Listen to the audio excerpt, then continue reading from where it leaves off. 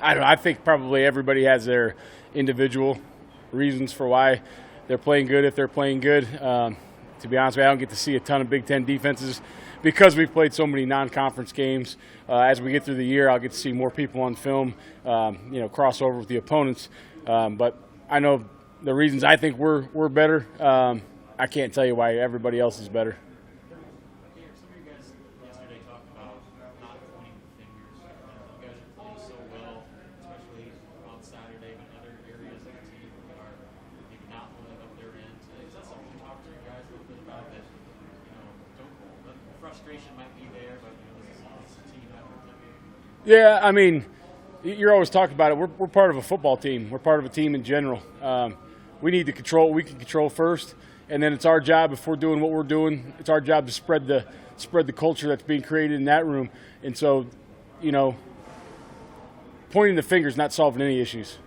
Helping others is solving a lot of issues. And so I think those kids got to take it upon themselves to, help spread what they're creating in that room and continue to get better on their end. But we got good guys on the defense, and they're not finger pointers. They're not complainers.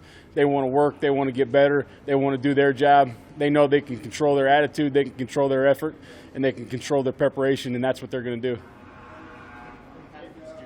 Yesterday called you guys' performance one of the best defensive performances he's seen in a long time. For you personally, where did that effort rank as far as your defenses? I told the guys that, sitting up there in the box watching it, obviously it brought a lot of joy to me to watch those guys playing like they did. And it's I don't look at the stats during the game because that screws up the way I call it. I call it like our plan says. So I didn't really know. I just saw the emotion. I saw the violence and the speed, and that made me very happy. I haven't read Coach Fitzgerald's comment. Obviously, respect him a lot for all that he's done for a long time in this league. But like we told the guys, praise and blame is all the same. Can't read your own press clippings. Time to go back to work. There's only a few guys in your life that won't lie to you, the guys in our room and probably your family. Everybody else will tell you what you want to hear, what they want you to hear. So I appreciate the comment, but I'm just like them. I don't need to read my own press clippings either. One of your linebackers is pretty old, obviously, but a lot of them are pretty young, and yet the quality of play seems really high so far this season. What do you think they've done? What do you think the position coaches have helped them do to get them to this point where they seem to be playing pretty good? Yeah, I think it started last year. Like we've talked about it before. We went from whatever step in the ladder you want to say, whether it's okay to good or good to better than average or however you want to term it. But I think that they built confidence last year, and they realized there was a lot of mistakes, and those kids wanted to fix those mistakes. And our assistant coaches have done an unbelievable job working with each individual, breaking it down in the offseason, seeing what each individual kid's needs, what is his areas of strengths, what's his areas of weakness, and those kids have taken it upon themselves to prepare at another level this year. They're really doing a nice job, and there's an hour rule for college football. I can only be with them so much, but those guys have taken it upon themselves to meet individually, watch film, and also meet as a unit and watch film. And I think that goes back to the leadership and just the confidence that they've built over the last 2 seasons. Erik, what have you seen from Garrett Nelson at outside linebacker from just when he first got here to what he's doing this year? Yeah, he's the same guy, right? When he first got here, he played every play like his hair was on fire. Didn't know what he was doing. Was a little stiff coming out. What I've seen with him is his knowledge of the game has increased dramatically. His technique has increased dramatically, and his overall movement skills have increased dramatically. When you got a guy like him as a freshman that plays as hard as he did and wants it as bad as he did, then it becomes we need to get him in the game, and we'll live with some mistakes, and let's coach him up, and we know we can develop that kid into a really good football player. And I think Coach Dawson's held up his part of the bargain, and Garrett Nelson's held up his part of the bargain, and he's become, for us right now, he's playing outstanding football, and I think he's got, just like everybody on our defense, we've got so much more to give. We're playing good right now. That's great. Who cares? Let's get better. And I think there's there's room for every single one of those guys, all 11, the next 11, all 22. They've got a lot more to go. Garrett's got a lot more to go, but I'm really proud of how he's playing right now. I know there's no easy positions to play on defense, but at outside linebacker with Garrett's playing, can you just run through what they're responsible for and just how difficult that position is? Yeah, I mean, it's a lot of stuff. He's playing, say what you want in base or whatever. We got 5 D linemen in or 3 D linemen and 2 outside backers. And then in nickel, we've got 4 defensive linemen. So he's playing outside backer, he's playing defensive end. They've got to be able to play the run, they've got to be able to rush the passer, and then they've got to be able to drop out to the flat or match somebody in the zone pressure. So there's a lot of stuff that goes into that position, and there's a lot of things that technique-wise you got to know. There's a lot of looks you got to understand, and there's a lot of different fits they got to understand in the run game.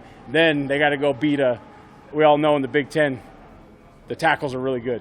There's no secret. They got to go beat a really good tackle and pass rush. So there's a lot of stuff going on with him and Caleb.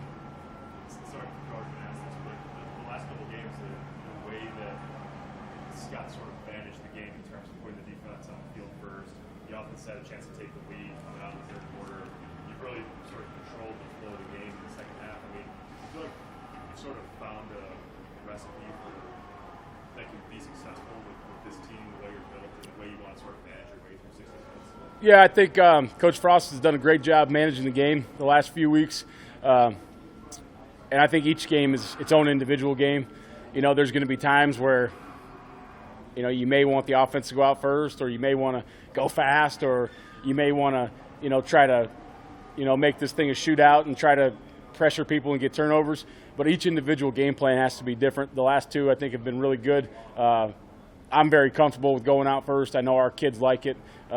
They thrive on that, getting out there first and trying to making sure we can get off the field on the first series. That's a huge series for us. And then giving us an opportunity to get the ball in the first possession of the second half, I think it's always good for the offense after they've gotten a good rhythm, and then they can go back out, make their adjustments, and get in the swing of things. So I'm happy with obviously really happy with Coach's game plans and his game management the last couple of weeks. When an offense takes a little bit more time off the clock, how much does that help the defense? And conversely, when you guys get 3 and outs, how much does that just help you guys to keep fresh? Yeah, I think the way we practice and the way we rotate, I don't think it's so much about being fresh.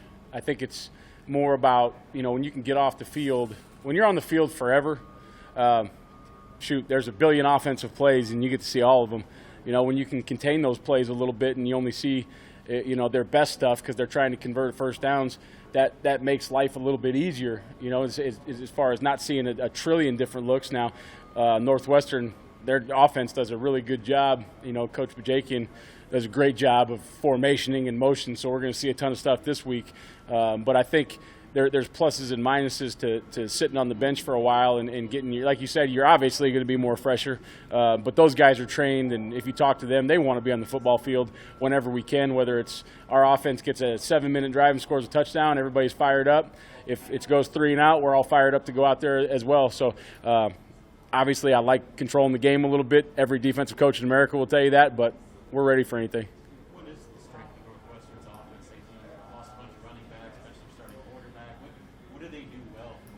Well, like I said, I think they're extremely well-versed in using formations, different personnel groupings, motions to try to get your eyes going the wrong way and making you move the defensive formation. Also, I think they have an experienced offensive line, 3 returning starters. Their running back HOL is a really good football player, and I think their use of the tight ends is really good right now. So it's a lot of stuff to prepare for, and it's a difficult offense. So I'm excited to play against it, and I know our kids are excited for the challenge. Could you have used Casey on Saturday if you wanted to? Is he at a point now where he looked good, I thought? Yeah, Casey was available. I didn't feel like it was the right time. I didn't think he was quite where he needed to be. Sometimes it's a fine line of, do you force a good player back in and it may be a detriment to him, or do you sit him on the shelf? If we needed him, he was up and ready to roll. The guys were playing really well, and I thought Coach Tuioti had a great rotation going, so we didn't mess with that, and I'm looking forward to Casey getting back in and ready to roll. Anything else for Coach? All right. You got it.